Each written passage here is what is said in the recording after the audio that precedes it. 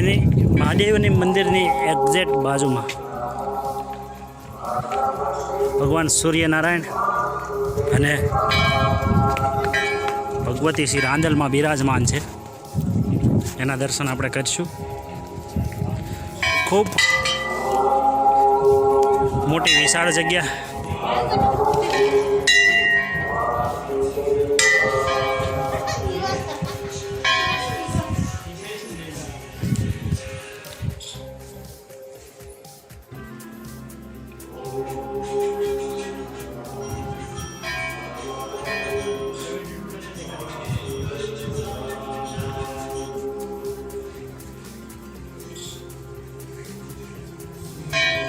મંદિરના ચોગાનમાં મોટો શંખ, ભગવાન મહાદેવ અને રુદ્રાક્ષમાં વીંટવાયેલા બહાર પ્રતિમા બનાવેલી છે.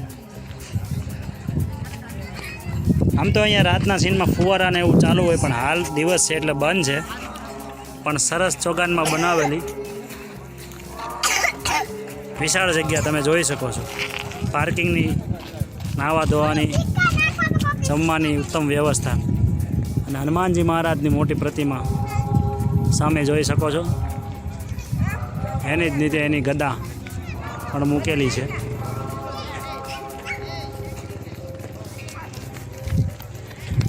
હવે આપણે દર્શન કરીશું ભગવાન શનિદેવના, જે કુંડલમાં મેન કહેવાય તો શનિદેવ છે.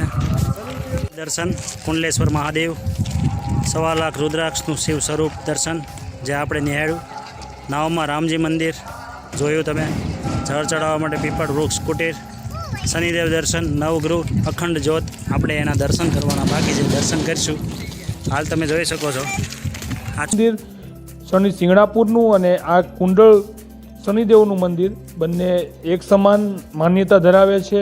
તમે અહીંયા પણ મામા ભાણિયાની પૂજા કરવી હોય તો કરી શકો છો. તો દર્શક મિત્રો, વિડીયો જોઈને કુંડળ ધામ જવાનું જરૂર મન થયું હશે તો તમારે ગભરાવાની જરૂર નથી.